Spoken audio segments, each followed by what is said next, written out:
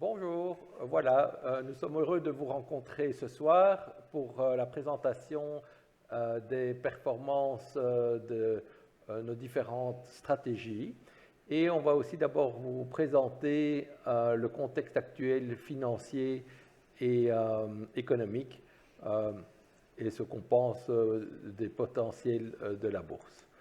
Alors, je vais vous présenter d'abord les performances des différents marchés financiers ces 100 dernières années. Vous voyez qu'un investissement fait en bourse depuis 1900 a permis d'augmenter son patrimoine d'environ 400 fois, donc en termes réels, c'est-à-dire 8,2% par an. Compte tenu de 3% d'inflation, ça fait une création de richesse de 5,2% par an. Ce phénomène boursier mondial s'est réalisé en fait sur des périodes régulières de 30 ans, c'est-à-dire que si vous avez investi en bourse depuis 1950, vous voyez que toutes les périodes de 30 ans vous ont procuré un rendement quasi similaire. 20 ans de hausse, 10 ans de stagnation, 20 ans de hausse, 10 ans de stagnation, et actuellement, après 10 ans de stagnation entre 2000 et 2009, actuellement, nous connaissons un mouvement haussier très intéressant. Si on regarde le graphique brun, vous montre en fait la performance d'un investissement en obligations mondiales depuis 1900, et ce n'est que depuis 1980 que vous commencez à avoir une performance réelle positive. En 1947-48, après la guerre, les États européens et américains étaient très endettés, 2 à 300% de dette par rapport au produit national brut, un niveau d'endettement beaucoup plus élevé qu'on connaît actuellement, mais actuellement on connaît un niveau d'endettement relativement élevé. Et à cette époque, les taux d'intérêt ont été bloqués aux États-Unis à 2,5%, et ils ont connu en 1948 une inflation de 20%.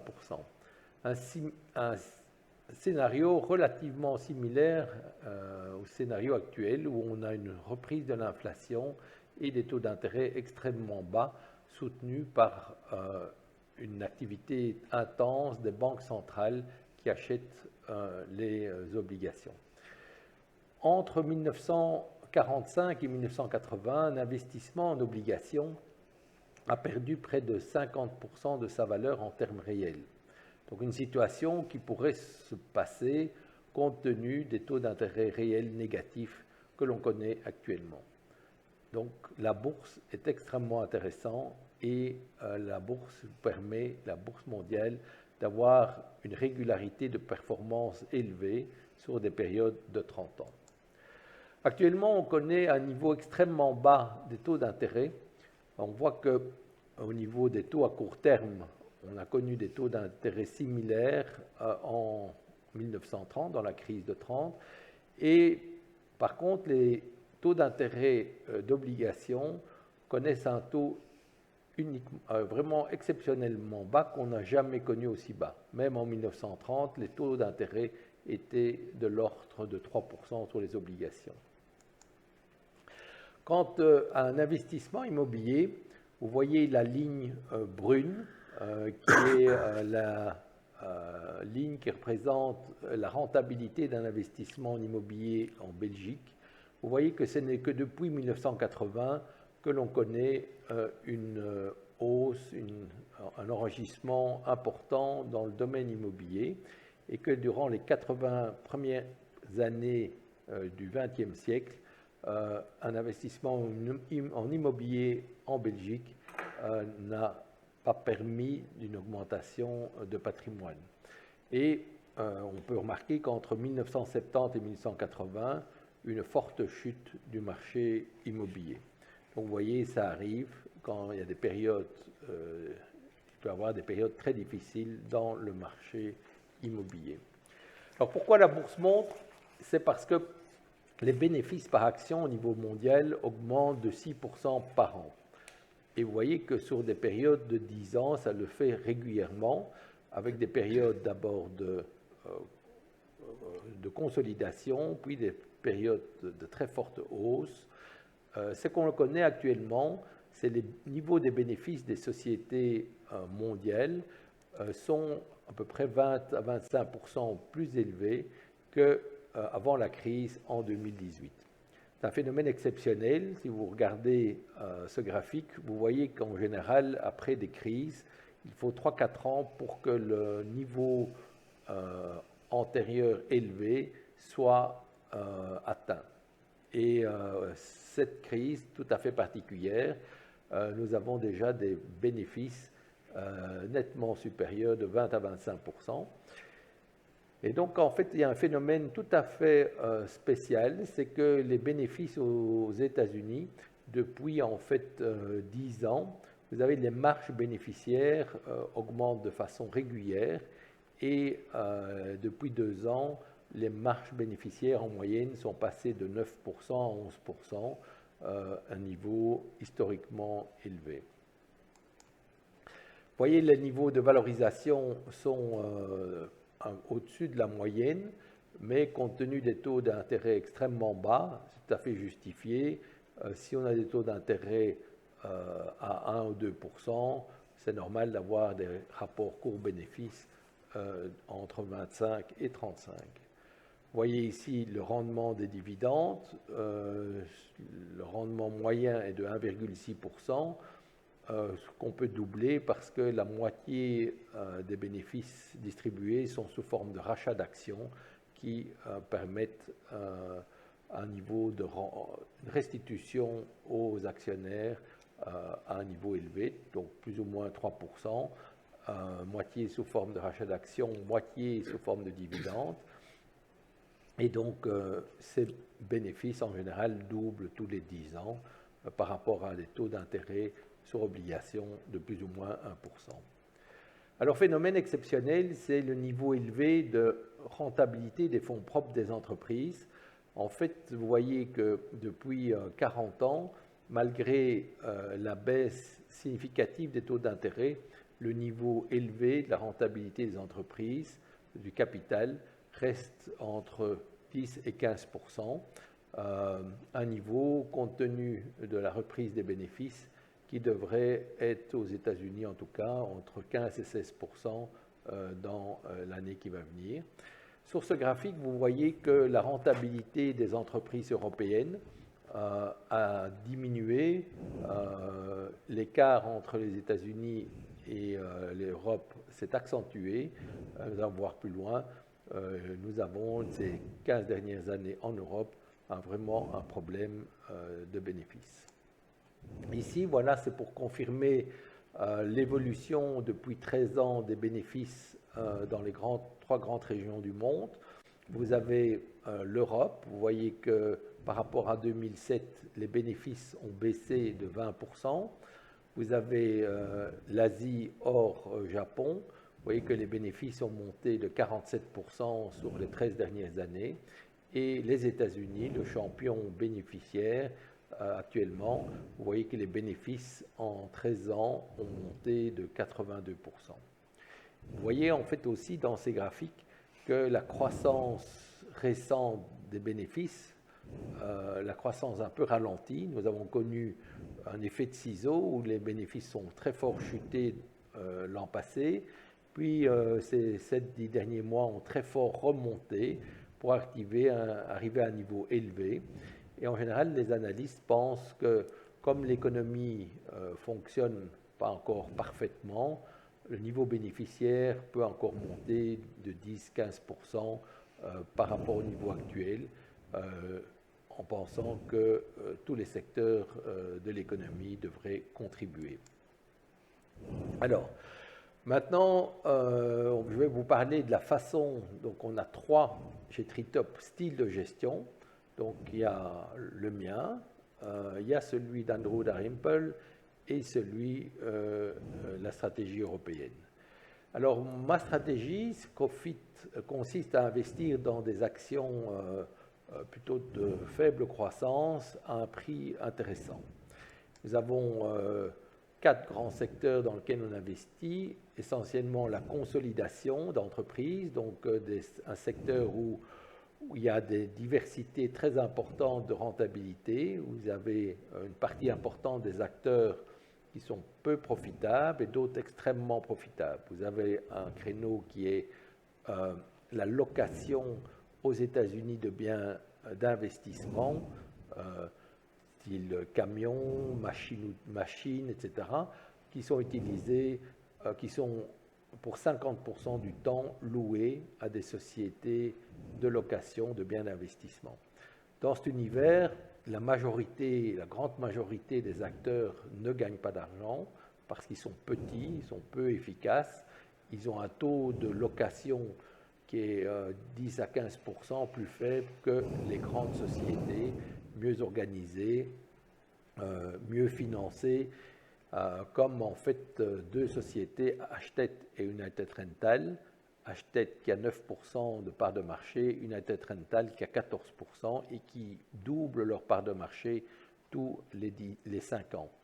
Actuellement, la rentabilité des fonds propres de ces deux entreprises varie entre 30 et 35%, donc extrêmement élevé, et ils profitent en fait de compétences particulières dans des créneaux, des spécialités, telles que les machines pour faire creuser des pipelines, toutes des installations au niveau électrique très sophistiquées, au niveau traitement de l'air dans des immeubles, enfin, tous des services compliqués que seulement des grandes entreprises peuvent fournir. Et puis alors, je voudrais vous parler d'une nouvelle stratégie dans notre stratégie que je gère, c'est l'introduction de la stratégie d'Oten, qui va actuellement compter pour 25% de notre univers de gestion que moi je gère personnellement. Et donc on voit le DOTEN, c'est une stratégie qui fonctionne de la façon suivante, c'est que vous investissez dans les 10 actions qui ont le meilleur rendement du Dow Jones, et vous investissez 10% de cette stratégie, dans chacun des titres de cette stratégie, et après 12 mois, vous refaites la même opération. Et en faisant ça, vous parvenez à augmenter de façon significative votre rentabilité par rapport à la moyenne de la bourse américaine. Vous voyez que depuis 2000, un investissement dans cette stratégie a plus ou moins rapporté 2% de plus qu'un investissement dans l'indice Standard & Poor's 500. Donc nous allons, dans ma stratégie, utiliser ce DOTEN pour 25%, pour un quart de l'univers que moi je gère personnellement. Voilà. Donc voilà, actuellement les événements importants. Donc vous voyez que on va investir 25% dans cette stratégie. Qu'on a eu quelques OPA, entre autres Bank Norwegian et Zooplus, que nous avons vendu Zebra Technologies, qui est une affaire de software qui était extrêmement profitable, où on a triplé la valeur de notre investissement en quelques années. Nous avons vendu en Asie, en Chine, Dali Food, qui est une affaire, un petit Nestlé chinois, dont les performances ont été décevantes. Et on a vendu Syneos Health, qui est une société américaine qui s'occupe de CMO, c'est-à-dire qui font les testings pour les médicaments pour les entreprises pharmaceutiques. Donc, nous allons augmenter légèrement notre position sur les États-Unis, essentiellement par cette technique d'investissement Dock of the Dow, ou DOTEN, qui est une stratégie value, c'est-à-dire qu'on achète des affaires stables à un prix intéressant pour un peu équilibrer la structure de croissance de notre portefeuille. Alors maintenant, je vais passer la parole à Andrew Dalrymple. Albury Capital, as a business, is based in Edinburgh. It is 32% owned by Treetop. We've been in partnership since 2017. The other 68% is owned by the people who work in our office in Edinburgh and London. And we have three strategies in our range: the global, European, and the global emerging market strategies. We are, in all three strategies, growth stock investors. We have a very strong process, which has been part of our the way we operate since we started the firm in 2007. And we have 4 senior managers, each with over 30 years of experience in global equities, managing the strategies. This is the team here.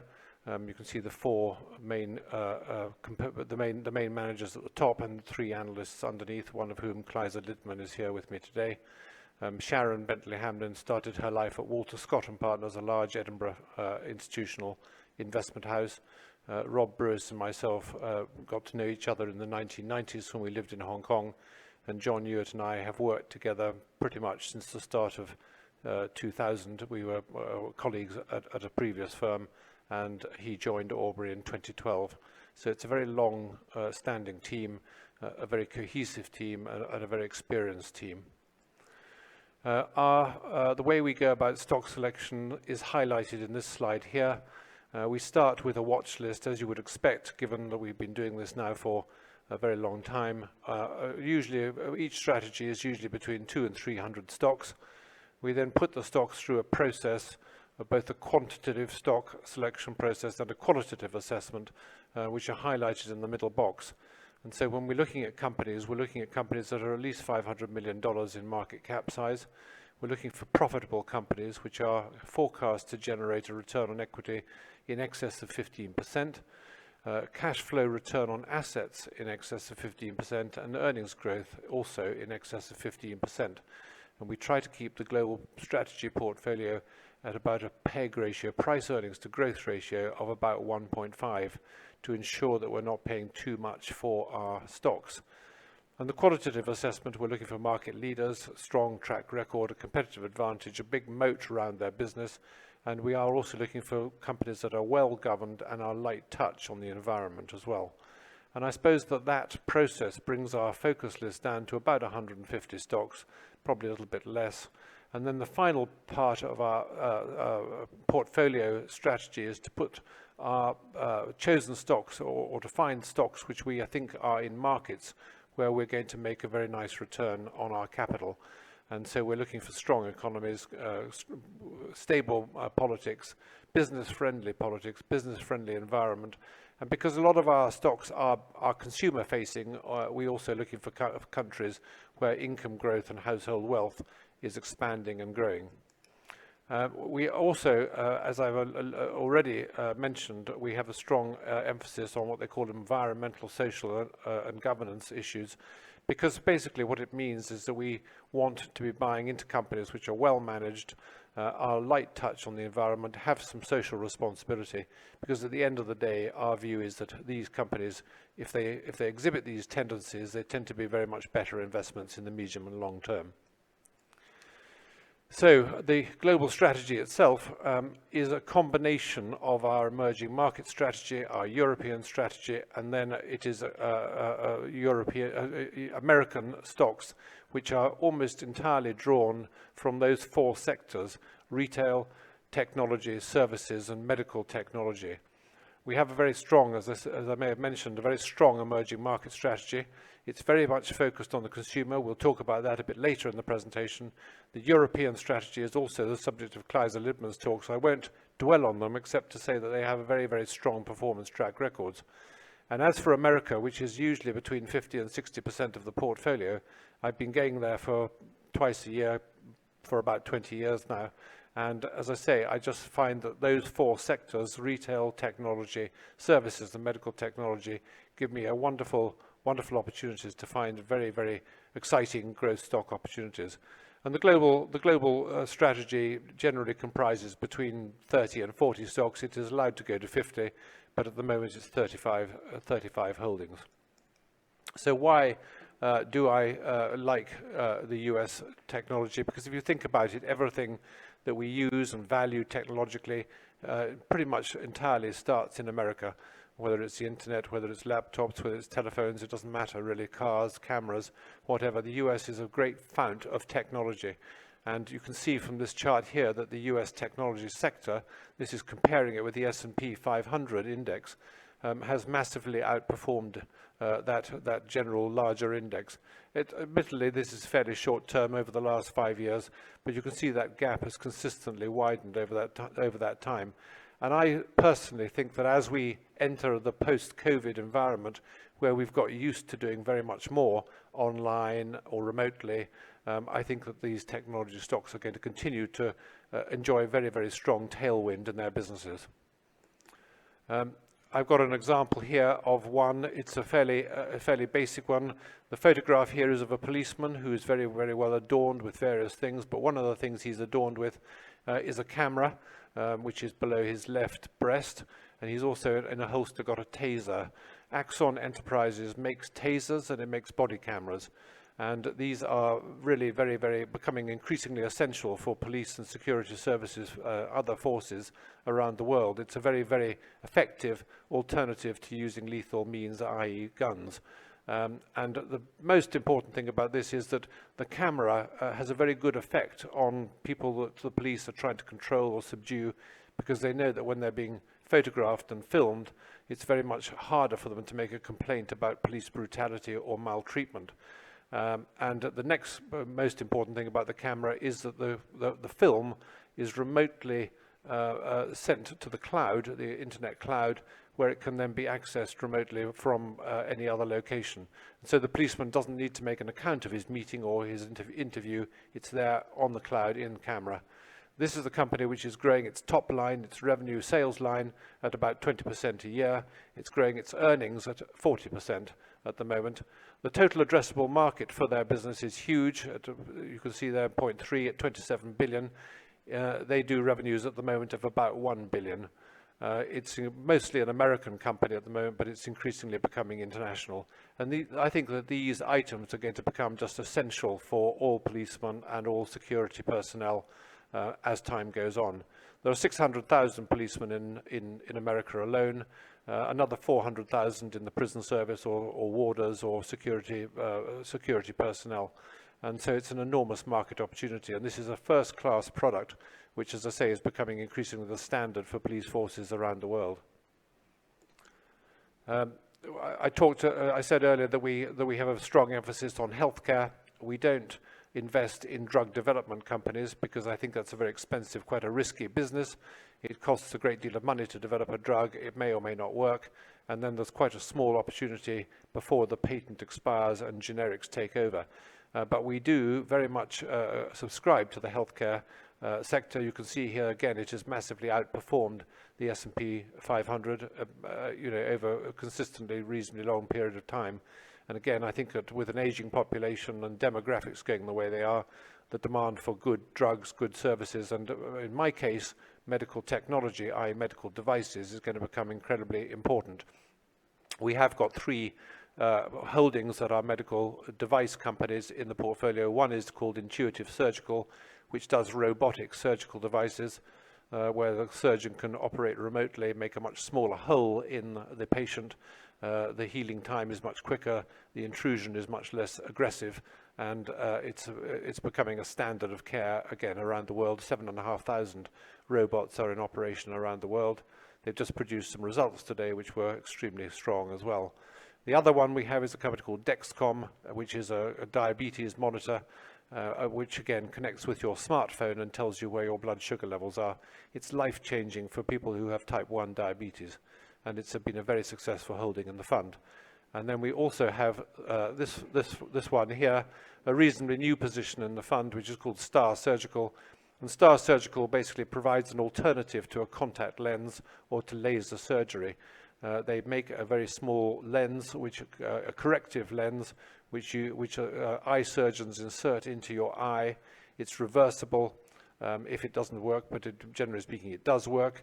It costs about $3,000 per eye, which actually compares very, very favorably with the cost of contact lenses over a lifetime. It compares very favorably. It's a little more expensive than laser surgery, but it's a much better process. And basically what you're getting is a permanent contact lens in your eye. Most of their business at the moment is in China and Japan, where there's a very, very high predominance of myopia, but they are about to get US approval. You can get the process in America, but it hasn't been FDA approved yet. But again, there's an enormous market opportunity out there, and at the moment there's very little competition indeed. And it's a very exciting proposition in our view. Finally, just to touch on the emerging markets, I said earlier that we very much focus on the consumer sector in emerging markets, and this is our emerging market consumer strategy compared with the MSCI World Index. And you can see that again, it's done very, very well. It's done far better than that if you compare it with the emerging market index. Consumer stocks, or our consumer stocks, have far outperformed the EM index. And the reason for it is, or the reason why we do what we do, we tried to show in this slide here. You can see what it says, that in the circle there are more people living inside that circle than there are outside. And what is important is that the people inside that sector are predominantly young. 40% of the population is under 30 years old. There's 1 billion millennials who were born between 1990 and 2003, and there are another 1 billion Generation Z as the Americans say, who were born between 1997 and 2012. And certainly the millennials are now reaching a stage where they are earning properly good money, where they are able to spend it, where they have the confidence to go out and do so. It's a very hard-working, hard-saving, upwardly mobile population in that sector.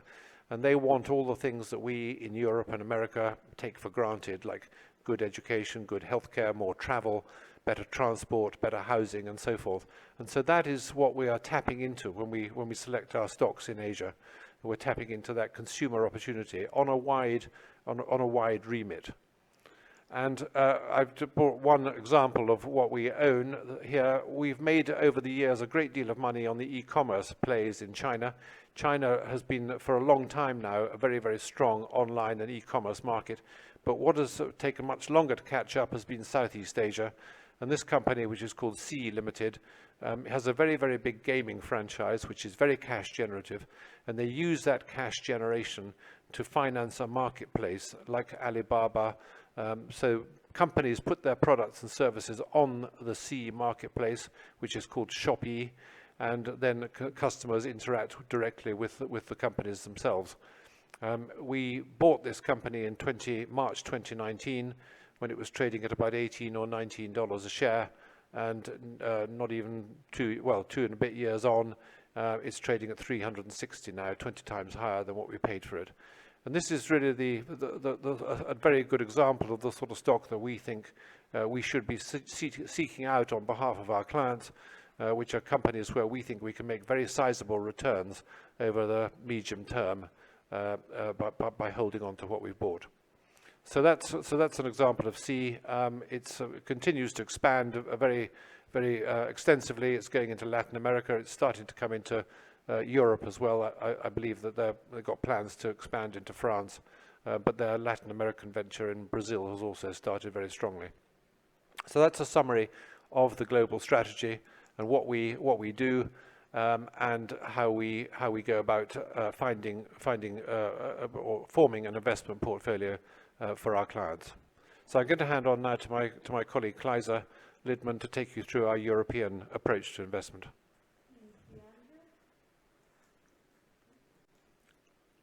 I'd like to highlight a couple of things today. Firstly, why we find European equities exciting.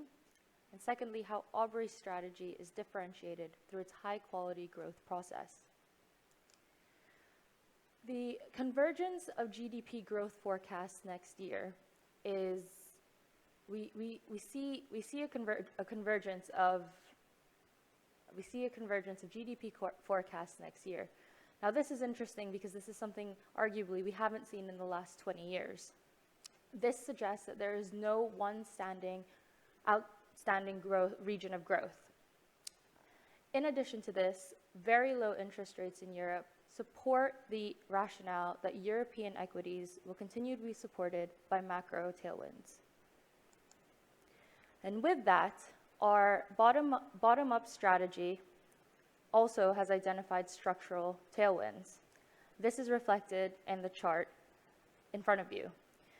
As you can see, the y-axis represents the cash return on assets, which is the ability of a company to self-finance earnings growth by 15%. These are the sectors that we see that level of growth in now: technology and software, industrial innovation and services, consumer discretionary, financial services, and infrastructure. While 15% growth may seem ambitious in Europe, our process enables us to ensure that we've always been able to achieve this. Our strategy is a pan-European one, as you can see from our good geographic diversification. We are index agnostic, and you can see this from our allocation to IT. We focus on growth sectors, and this means that we are less likely to look at slower growing sectors, such as banking, pharma, and consumer staples. I'd like to go through two themes that we find exciting at the moment. The Next Generation EU Fund. The EU has committed over 800 billion euros to support economies and societies impacted by COVID-19. Within this, they have allocated 200 billion to Italy, suggesting 14% GDP growth over the next 6 years. Within this, 50% is expected to be allocated to digital transformation. On the chart to the right, you can see the IT services market versus the GDP per capita, and Italy lags behind its EU peers. One of the companies we think will benefit from this is Sesa. Sesa is an IT services company that distributes hardware and software products from major players such as Microsoft, IBM, Cisco, and Oracle. One of the biggest growth drivers of the business is the software and system integration business, which is currently 20% of sales, but its margins is almost 3 times higher than the core business. Sesa is a major IT industry consolidator, and their cash generation enables them to have a strong established M&A track record. So far, they've acquired 35 companies since 2015. On top of this, Italy has also committed to allocating 24 billion in digitization over the next 5 years. The second trend I'd like to go through is the greenification and decarbonization initiatives. The EU has announced that they intend to try to reduce CO2 emissions by 50% by 2030 and reach net zero by 2050. So far, we've seen an allocation of 60 billion towards this target, and one beneficiary is Grenergy. The global installed power base is expected to double by 2040, and a third of that is expected to come from wind and solar. Grenergy develops and operates renewable energy facilities, specifically within wind and solar. They are expected to double their capacity in 2022 and further grow this to another 2/3 in 2023. We expect a similar level of growth for the next 10 years, driven by the aforementioned policies. Well, another investment rationale that we have is that profitability is increasing. The CapEx cost to build 1 megawatt used to be $7 million in 2007. This has now decreased to $400,000 in 2020. What I want you to take away from this today is that our high growth quality strategy is supported by 2 things. We look at growth sectors driven by our wealth progression philosophy, and we find ideas through our 315s, and we don't pay more than 1 times PEG for it. This drives us to our growth strategy and makes us focus on leading edge growth. Thank you. Nous vous remercions de votre attention et nous vous rappelons en fait les grands principes de Tritop, c'est d'investir mondialement en actions de rester toujours investi, d'investir, de ne pas essayer de timer le marché et de faire confiance à des experts qui vous ont expliqué en fait l'essentiel de leur stratégie. En tout cas, nous vous remercions de votre confiance et nous vous souhaitons une bonne après-midi.